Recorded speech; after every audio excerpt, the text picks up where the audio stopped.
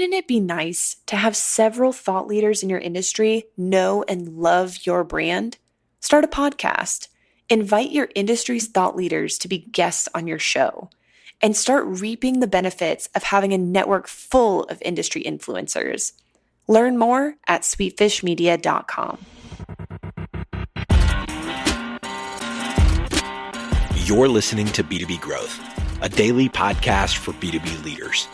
We've interviewed names you've probably heard before, like Gary Vaynerchuk and Simon Sinek, but you've probably never heard from the majority of our guests. That's because the bulk of our interviews aren't with professional speakers and authors. Most of our guests are in the trenches leading sales and marketing teams. They're implementing strategy. They're experimenting with tactics. They're building the fastest growing B2B companies in the world. My name is James Carberry. I'm the founder of Sweetfish Media, a podcast agency for B2B brands, and I'm also one of the co-hosts of this show. When we're not interviewing sales and marketing leaders, you'll hear stories from behind the scenes of our own business. We'll share the ups and downs of our journey as we attempt to take over the world. Just kidding. Well, maybe. Let's get into the show.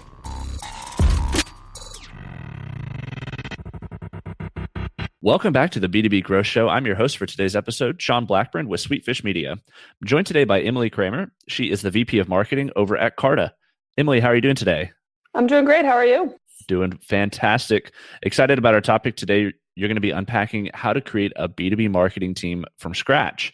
But before we jump in, if you could just give our listeners a little bit of your background and what it is that you guys over at Carta are up to these days. For sure. So as you said, I'm the VP of Marketing at Carta. I've been there about a year. Carta, which you might know as eShares, which was the original name, is an equity management platform for VC-backed companies. So all the way from a company forming and getting seed funded all the way through IPO. We also help investors with equity and portfolio management. And if you're an employee, you might have been issued options from a startup using Carta. So you might be familiar from going in there and seeing how you're vesting or accepting your securities as well. So that's what Carta does.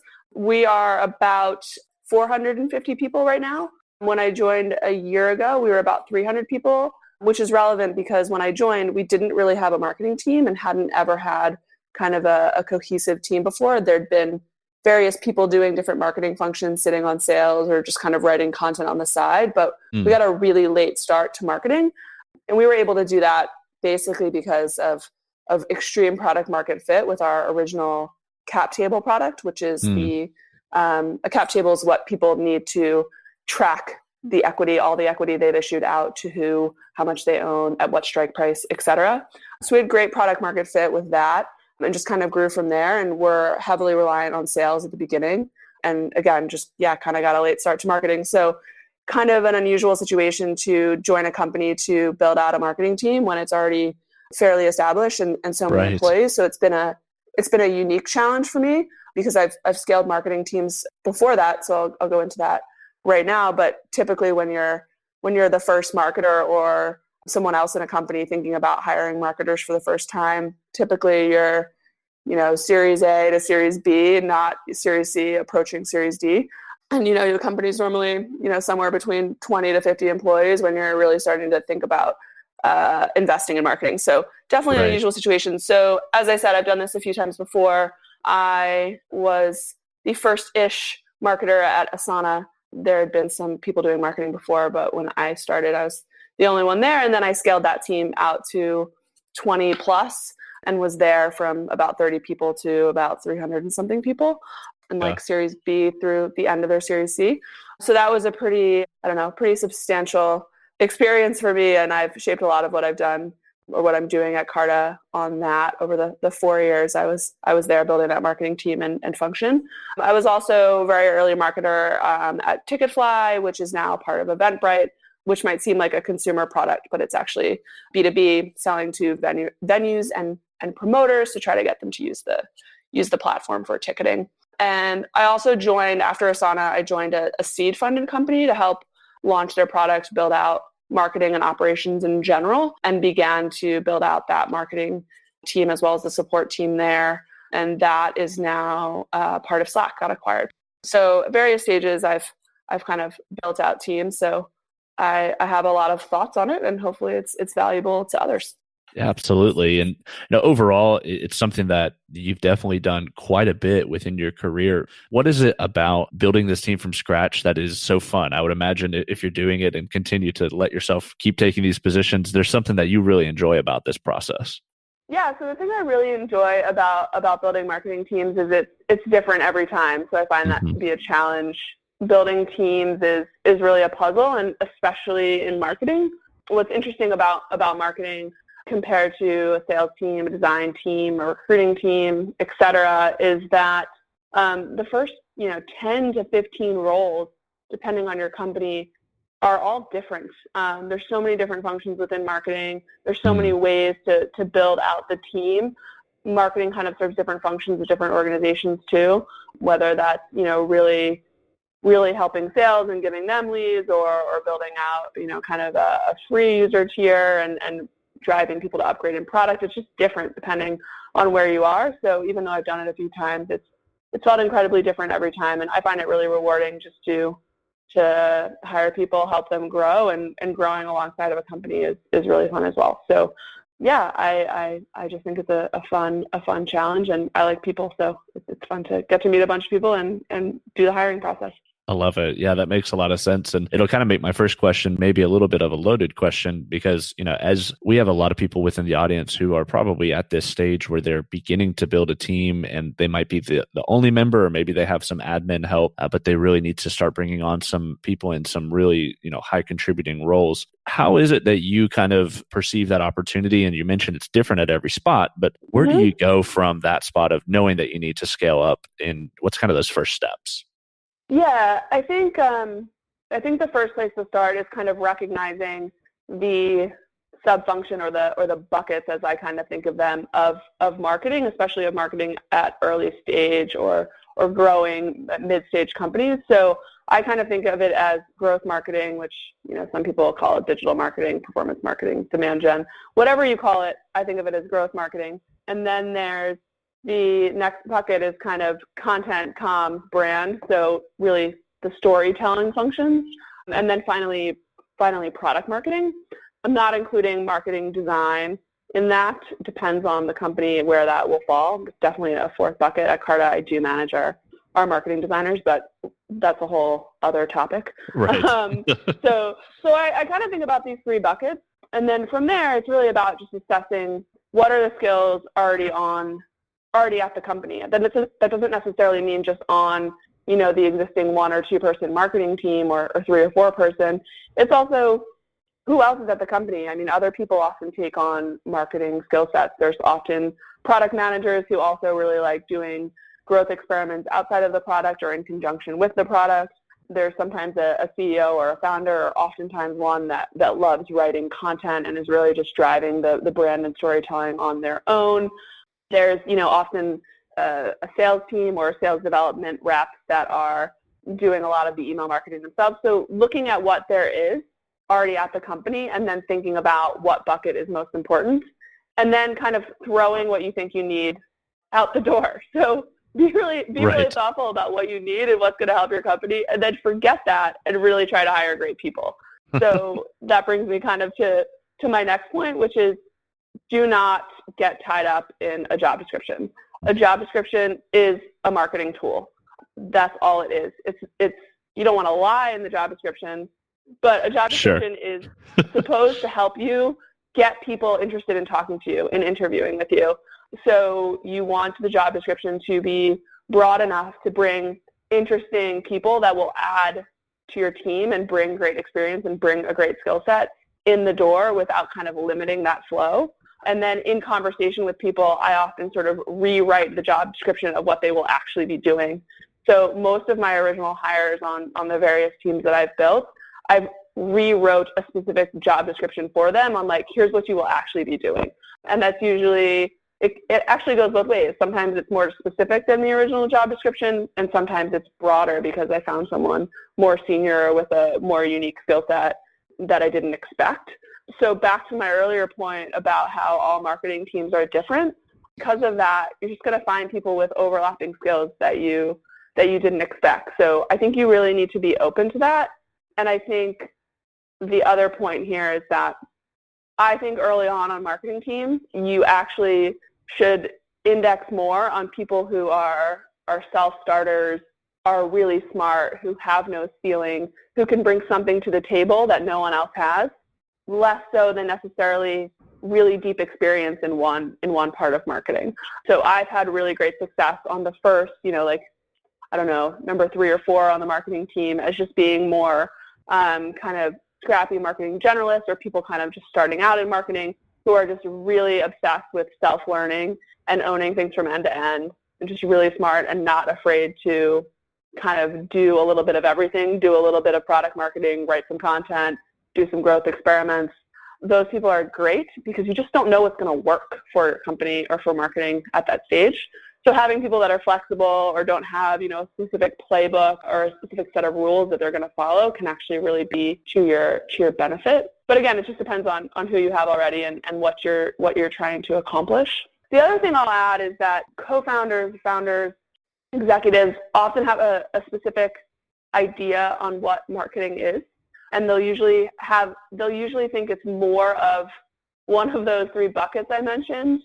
Than a mix of all 3. So they'll be like, oh, it's PR, or oh, it's paid acquisition or ads, or it's all just sort of product marketing and messaging and doing launches. So kind of know what that is, because that's not all you want to do in marketing. You don't just want to do exactly what they want, but they're going to be expecting your early team to be able to check the box that's in their mind of what marketing is. So you want to change their minds and let them know that marketing is more than any one of those things, but also don't want to just completely disregard what they're expecting of marketing. So it's something to take into account. It's story time, and this growth story is about search engine marketing. Okay, so the story revolves around eSub, a project management SaaS company specifically for subcontractors. Even though eSub had incredible customer retention, they struggled with growth. Being a niche service, they discovered that there was little demand expressed for their solutions within search engines. To take on this challenge, eSub hired Directive Consulting, the B2B search marketing agency.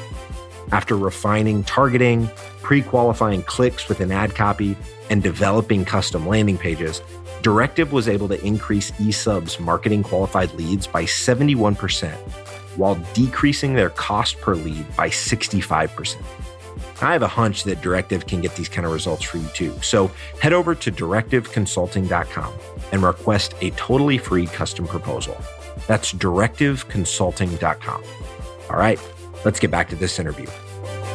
Absolutely. That makes a lot of sense. And, I really like the idea of taking those 3 buckets and really being strategic about it. And you mentioned some of the markings of a good early, hire. What are some of those things that are maybe against maybe what would be traditional wisdom when it comes to those early marketing teams hires, where you've really done something out of the box that's helped you pay dividends down the road?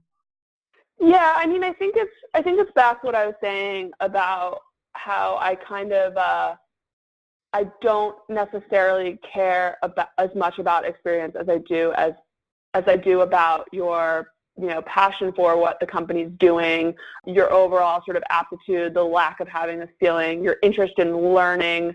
So I guess when I'm hiring like the first or second marketer on my team, and I'm like specifically thinking back to who those people have been, and the pattern is that these are all people that in 5 to 10 years could be leading a marketing team themselves.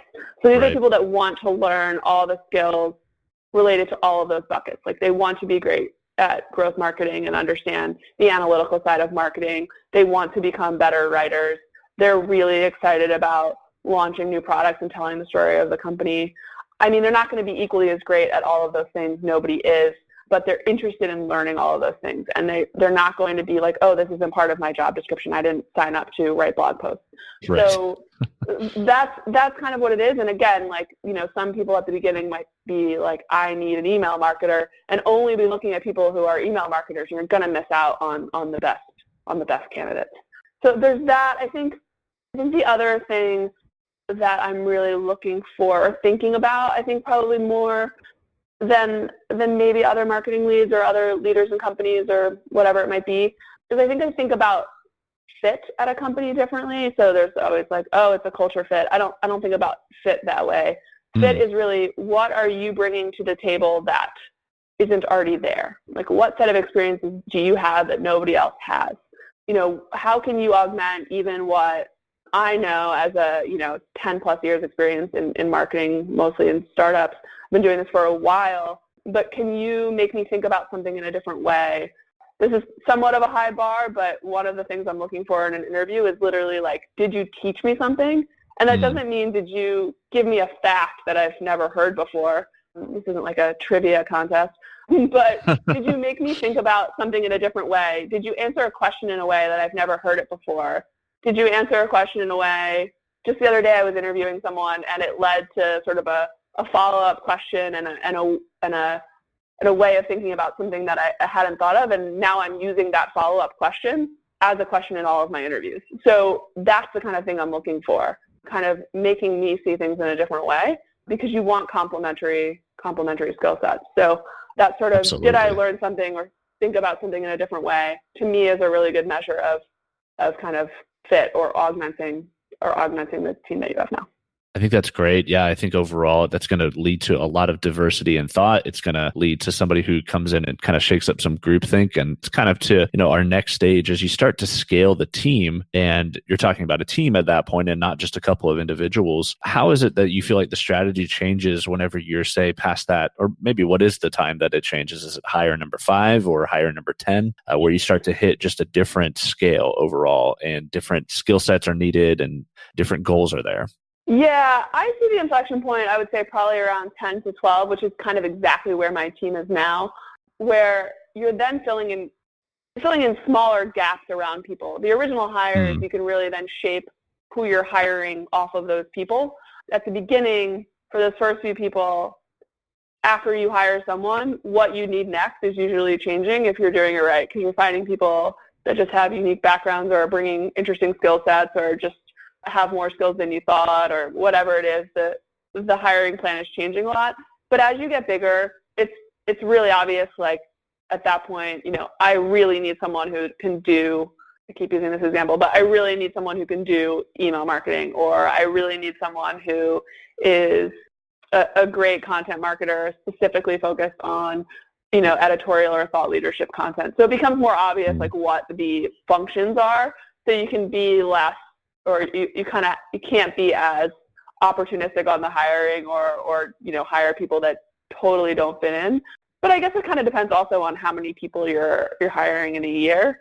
At Carta, I can still kind of do that because we're trying to grow the team so quickly, because we got kind of a late start. So we're, our team will go from 8 or 9 at the beginning of the year, probably 8 at the beginning of the year, I'm trying to remember where we were, to about 25 at the end of the year, because we got this really start. Yeah. And we'll still be a small team compared to other SaaS companies that are, 500 plus people.